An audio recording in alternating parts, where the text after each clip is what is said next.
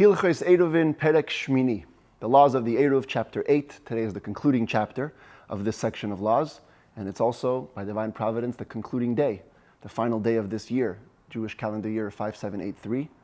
And fascinatingly, by even more divine providence, the final halacha of today's chapter mentions Rosh Hashana, which is the holiday which we're entering tonight, with God's help, to a new year of 5784. The topic of today's chapter concludes a discussion on Eiruv Techumin, the rabbinic mechanism that allows us to walk past the 2,000 amma limit. Typically, you can only walk on Shabbos 2,000 amot, about 3,000 feet outside of a city's borders. But if you make an Eiruv Techumin, which is you either walk or place food at a point outside of the city, it's as though you're declaring yourself to accept Shabbos at that point, and then you can walk a further 2,000 ammas past the Eiruv in that given direction, so that allows you to walk further than the typical limit. Today, the Rambam addresses conflicts that can arise within the Eiruv, where a person would be pulled in two directions. Let's say he makes two Eiruvs, one to this side and one to that side. And the Rambam will also address the proper time to make the Eiruv. Of course, on a regular weekday or a regular week, the Eiruv is there to serve you on the Shabbos, so you have to make it before Shabbos. But what if you have a holiday preceding the Shabbos? Typically, an Eiruv cannot be made on a holiday, because the holidays are also subject to the laws of the Techum. Not just on Shabbos, but also on holidays, you cannot walk past the limit, as the Rambam will tell us later on in this chapter. And therefore, you'd have to make the Eiruv before the holiday. But what happens if you didn't? What happens if you ended up on the holiday, you haven't made the Eiruv yet? The Rambam will discuss the laws related to that as well. And with that, we conclude these laws of Eiruvin. So without further ado, let's get right to the Rambam himself. Halacha Aleph. Ein manichin shnei Eiruvin. The law, the halacha, is that a person is not allowed to put down two Eiruvs that will work simultaneously. Echad b'mizrach ve'echad b'mayrav, one, let's say, to the east of the city and one to the west, kedei sheyahalech b'miktzas hayayim al echad mishnei Eiruvin, so that during part of the day he can walk using one of the Eiruvs, u'bishar hayayim al Eiruv hasheni, and the rest of the day he'll use the second Eiruv. Let's say Shabbos morning he wants to go to the east, so he puts himself an Eiruv about 1,000 or 2,000 amas to the east, and then in the morning he uses that to walk an additional 2,000 that way. Then he comes back home, and in the afternoon he has to go to the west.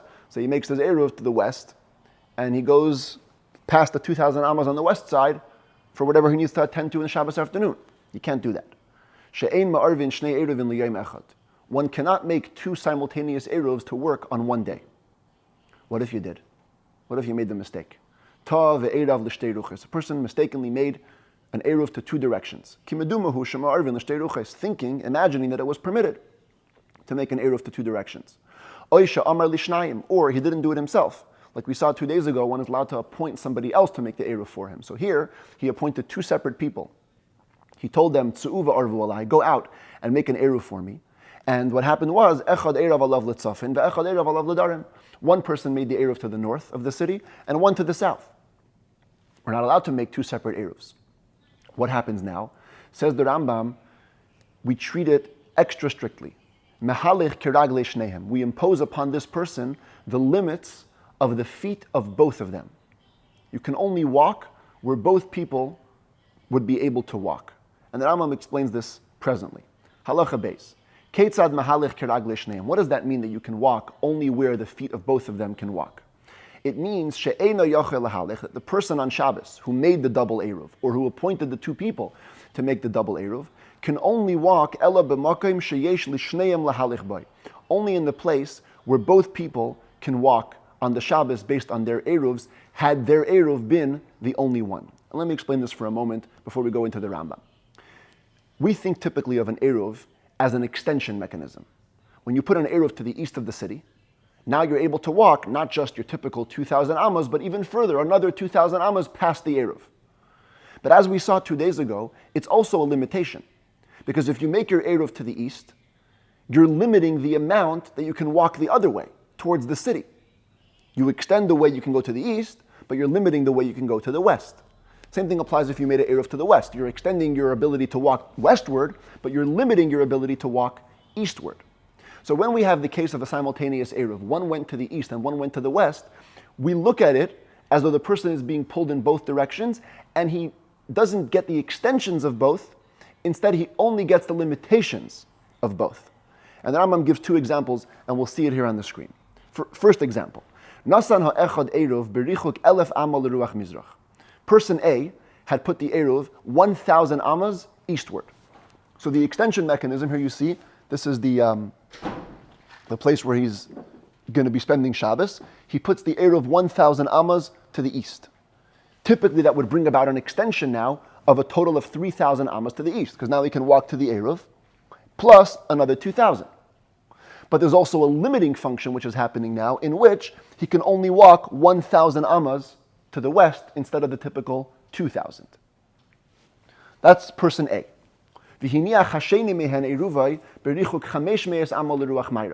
Now person B had put his Eiruv to the west, only 500 ammas to the west. So with that comes the extension for a total of 2,500 ammas allowance to the west, but also a reduction in the fact that to the east, instead of being able to walk the full 2,000, now he can only walk 1,500. So what do we do to this guy?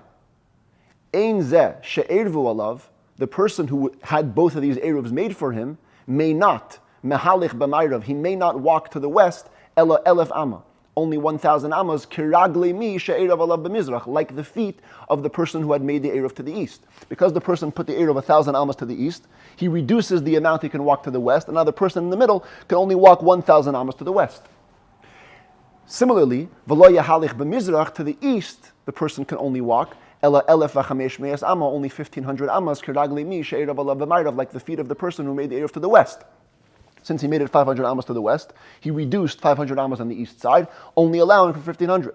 So instead of getting both extensions, 3,000 ammas that way, 2,500 this way, he actually loses on both sides. He can only walk 1,500 that way and 1,000 that way. Lefichach, therefore, says the Rambam, im eirav ha'eruv alav shnei Eiruvin elu. Had these two people made the Eiruvs at the maximum distance, here we have 1,500. He has some allowance. But let's say they would have gone this way. Each one would have put the Eiruv at the maximum, 2,000 away from the city on this side, and 2,000 away from that side. Again, im eirav ha'eruv alav shnei Eiruvin elu. Had the person or his agents made these two Eiruvs, echad berichuk alpayim amal lemizrach, the echad berichuk alpayim amal lemayrav, 2,000 ammas to the east and 2,000 to the west, harei zeh lo yazuz min kaimai. Unfortunately, this person now, not only does he not get any extensions, he gets a complete reduction and he can't move from his place.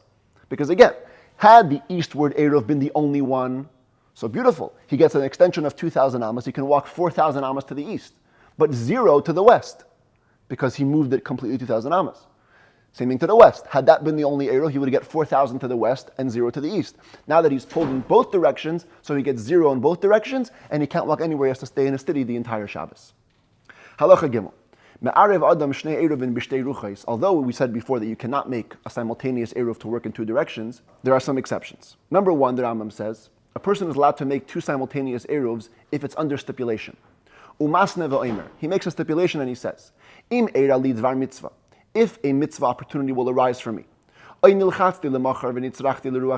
will be under pressure tomorrow, and I will require one direction, I'm going to rely on this Eiruv in that direction, and the Eiruv on the other direction will be considered nothing. And if I'm going to need the other direction for the mitzvah opportunity or for the pressured circumstances, that's the Eiruv that I want to rely on, and the one to the first direction is considered nothing. And if circumstance will require me to use both directions, I'm declaring now, I'm going to say that I'm going to rely on whichever Eiruv I want, and I'm going to go to whichever one I want. And if nothing happens, there's no mitzvah opportunity, there's no pressuring circumstances, I won't need any of the directions. I don't want to use any of the Eiruvs. And I rely on neither of them. I'm going to be like a regular city member who has 2,000 ammas to walk in every direction, outside of the wall. So then, because you never declared yourself to be using both directions simultaneously, you're allowed to use whichever one you'll need in the future circumstance. Now says the Rambam halacha dalid,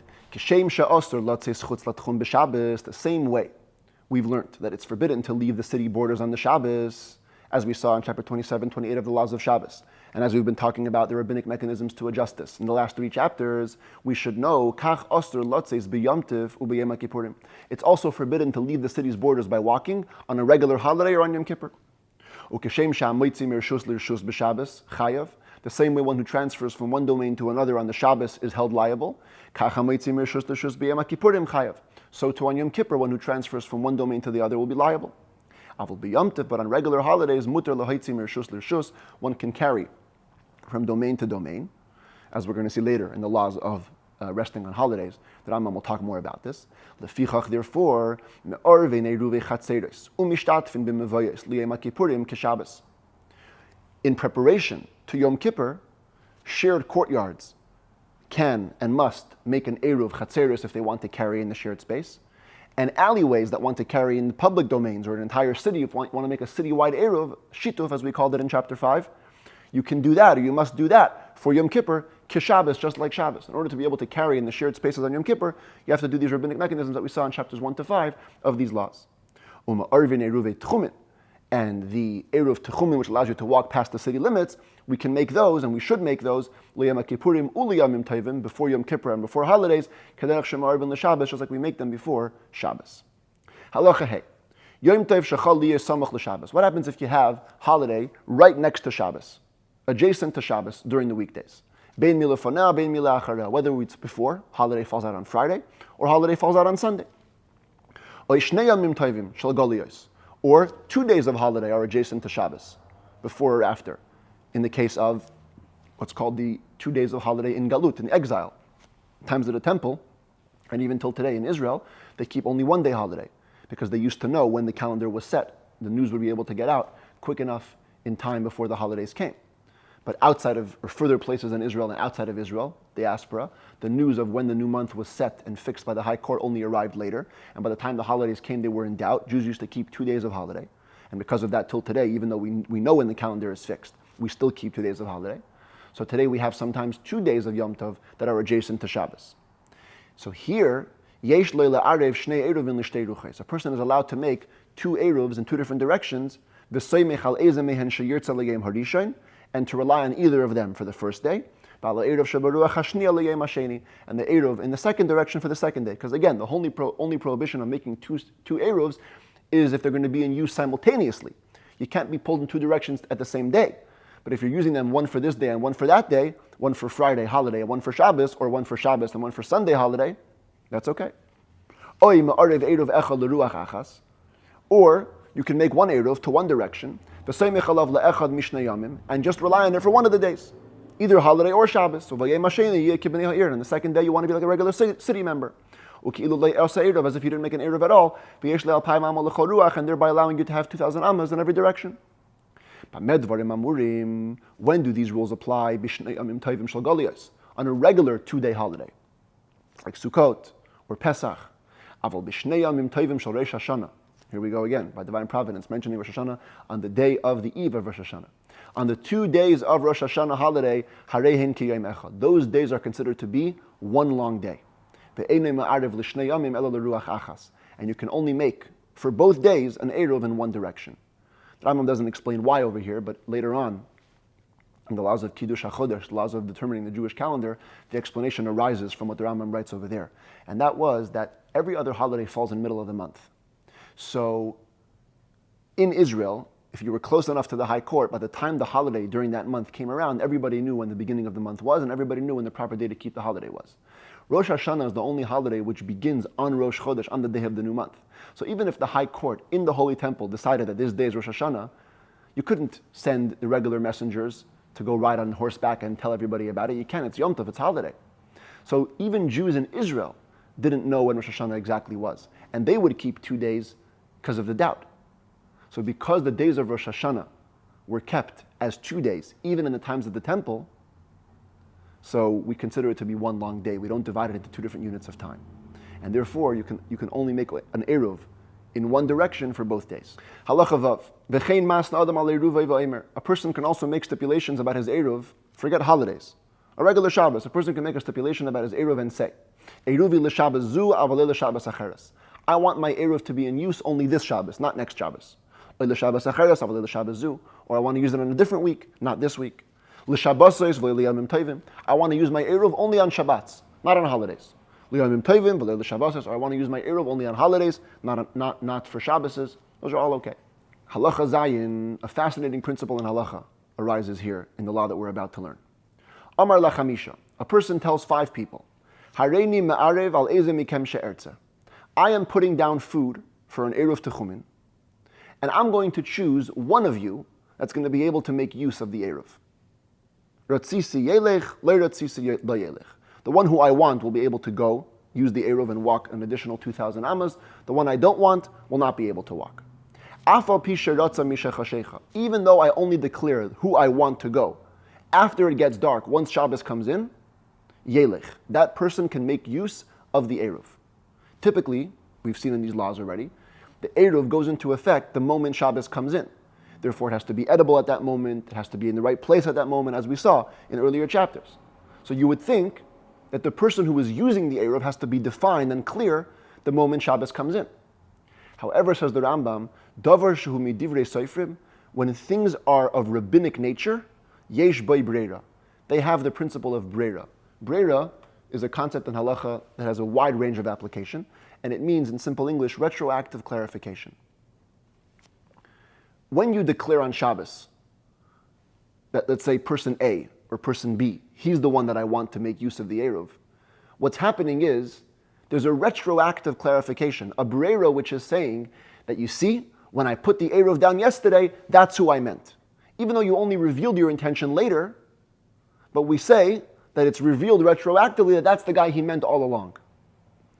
Many times when it comes to biblical laws, we don't assume the law of retroactive clarification. But because the whole idea of an Eruv is rabbinic in nature, so we can allow you this leniency in which you can put the Eruv down, and as long as you put the Eruv down in the proper way before Shabbos, you can reveal later who it was that you wanted to use the Eruv. And then with the principle of Bereira, we will say, it was clear from the beginning, he was the guy all along that the Eruv was meant for. Same thing if a person makes an Eruv for all the Shabboses of the year. The Amar, and he says, I don't want to actually make use of it on every Shabbos, but I want to be able to decide week by week if I want to use it that Shabbos or not. Some Shabbos I want to use them, some I don't want to use them. I'm going to be like the members of my city, a regular guy. Kol Shabbos sheyirtza yelech. So every Shabbos, when you actually want, you'll be able to make use of the Eruv. Even though you only declared your desire after it got dark, after Shabbos came in, because the principle of Breira will say, it's retroactively clarified that when he put the Eruv down before the new year, he meant it for this Shabbos. Halacha ches. A person is putting down an Eruv just before a 2-day holiday starts, or just before a Shabbos going into a holiday starts. Even though I'm not going to pull the strings, I don't want to go both ways. I want to go one way both days. I'm putting Eruv to the east for both days of holiday, or for Friday holiday and then Shabbos. Even though you're making it in one direction for both days, the Eruv food has to be there, accessible, in its place, on both the first night and the second night of the holiday, or of the Friday holiday Shabbos, kol bein hashmashos, the entirety of the twilight zone. So what should you do to make sure of that? The best way to do it is like this. Bring it on the day before the holiday begins, or the day before Shabbos begins. Wait there until dark. And then once nightfall happens, so the Eruv was in its place, the whole bein hashmashos, the whole twilight zone, take the food back with you, go home, assuming that it was holiday when you're allowed to carry.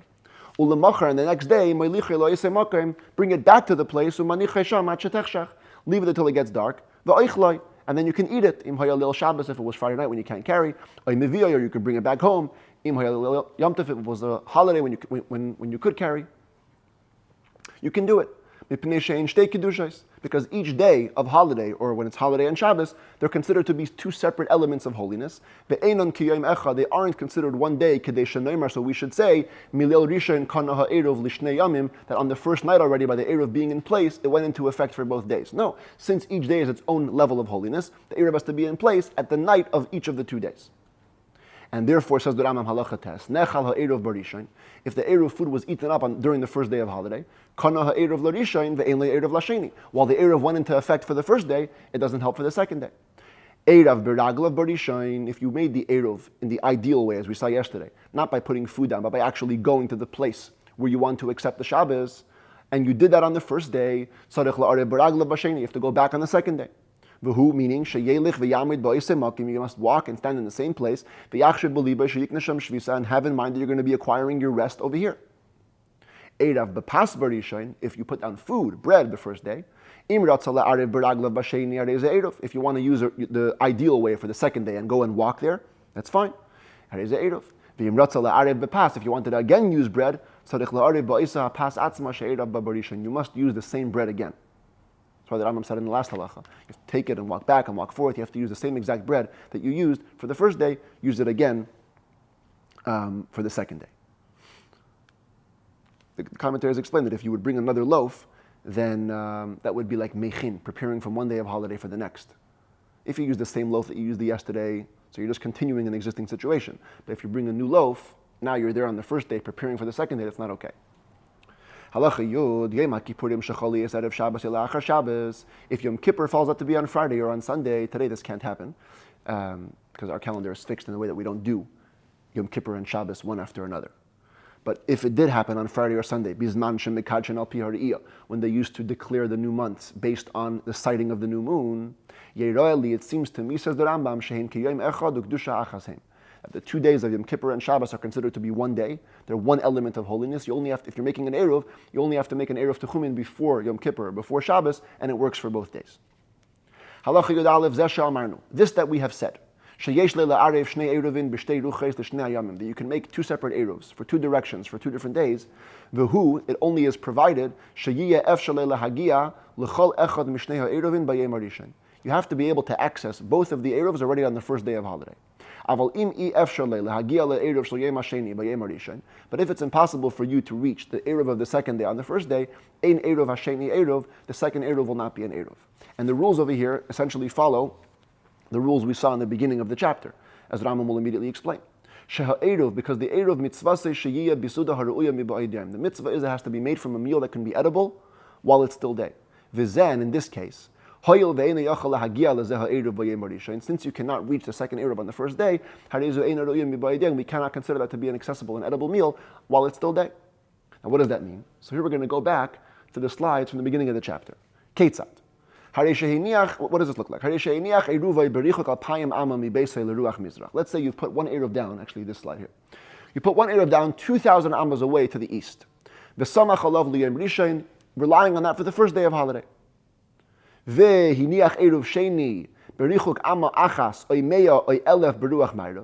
then you put a second Eiruv, 1 amma away, or 100 or 1,000 to the west. Relying on it for the second day. The second one isn't an Eiruv.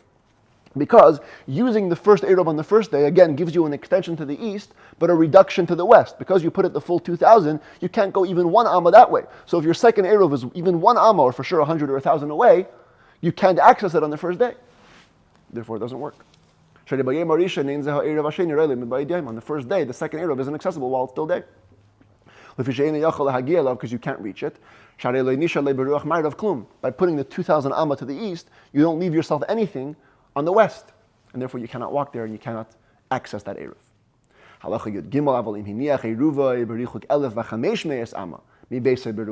But had you used a bit less, you went only 1,500 amas to the east.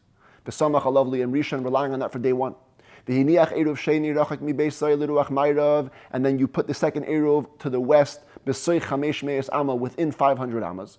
The Samach Alavli and Sheni relying on it for the second day. That works. Because you can reach it on the first day. When you go 1,500 amas to the east, you still have 500 to the west. So as long as you put your Eiruv within 500 amas, you're good.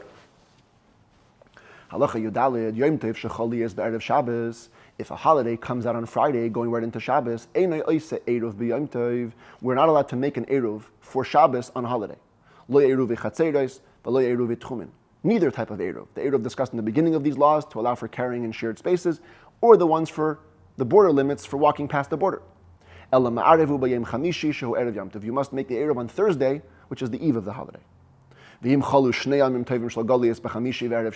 a 2-day holiday on Thursday and Friday, the Eiruvs must be made on Wednesday, both the ones for walking past the border and the one for carrying in shared spaces. But if in this last case of the 2-day holiday, you forgot and you didn't make the Eiruv before the holiday began, you must follow a bit of a complex process in which you will make the Eiruv twice, both on Thursday and on Friday, umasna, and declare a stipulation. And that's for the Eiruv Chatzeres, the one for carrying in the joint spaces. This stipulation process, which we're going to learn about in a moment, doesn't apply to the Eiruv for the borders. We don't use that one. As we'll see in a moment, I'll explain why. Let's first talk about the Eiruv Chatzeres complex stipulation process. The way you have to look at it is as follows. You're trying, here's the slide here. You have 2 days of holiday going into Shabbos. Now, the idea of a 2-day holiday is essentially keeping a holiday out of doubt. In other words, we're not sure which is the real day, so we keep them both. But if you could boil it down, if you could be God and see which is the true day, only one of them will actually be holiday. So you can make use of that doubt to your advantage.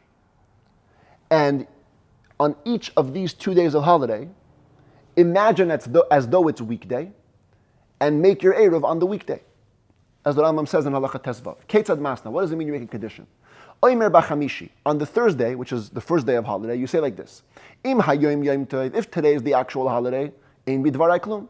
So of course I can't make an Eiruv on a holiday. My words are meaningless. V'im lav, but if today is not holiday, if really tomorrow is the holiday, harei ze Eiruv. I'm declaring an Eiruv today, and it's going to work for the Friday and the Shabbos. Ulamachar, then the next day when it's Friday, chayzeru ma'ariv, you make an Eiruv once again. V'oimer, and you say, Im hayoim yom tov, if today is the real holiday, kvar eravti me'emesh. I already made the Eiruv yesterday when it was weekday. Ve'im bidvara hayoim klum, and my words today are meaningless. Ve'im emesh hayoim tov, and if yesterday was holiday, and I wasn't allowed to make the Eiruv yesterday, harei ze Eiruv, today on Friday, which is not really the holiday, I'm making an Eiruv for tomorrow so I can carry in the shared spaces on Shabbos. And again, the Rambam says this can only be done for Eiruv Chatzeres, for sharing, for carrying in shared spaces, not for Eiruv Techumin. And the commentary is explained because when you do an Eiruv Techumin, essentially what are you doing? You're declaring your place of rest in a different place than where you actually are. That cannot be done on a holiday. You're actively making a new home, doesn't work on Yom Tov. But an Eiruv Chatzeres, the whole idea of allowing you to be carrying in shared space, as we saw a number of times, is the idea of negating your ownership. You say, I want to be in shared ownership with everybody else. Negating your private ownership over your private space, that's allowed on the holidays. And therefore, when you need to, again, try to make your Eiruv, and you should make it before holiday. But if you forgot, you can use this stipulation process and make the Eiruv also on the holiday itself. But the Rambam concludes, when do we say this whole trick can be done? If it's a 2-day holiday, the regular ones, the holidays of exile, in other words, Sukkot, Pesach, Shavuot, when they're 2 days. But the 2 days of holiday of Rosh Hashana, because they're considered like 1 day, they are like 1 day for this purposes as well. And you can only make the Eiruv pre the holiday. So if Rosh Hashanah is on Thursday and Friday, you can only make the Eiruv on Wednesday, and if you miss that opportunity, you're done. For the Shabbos afterwards, there cannot be any Eiruv. And here again we see, as I mentioned before, Rosh Hashanah being mentioned at the very end of the chapter, being learned on the day before Rosh Hashanah. And so in fact it should be a k'tivah v'chatima tova, a good and sweet year for everybody around the entire world and for all the Jewish people. Brich Rachamana Desayan, blessed is the merciful one who granted us assistance. Mazel Tov for concluding the laws of Eiruvin.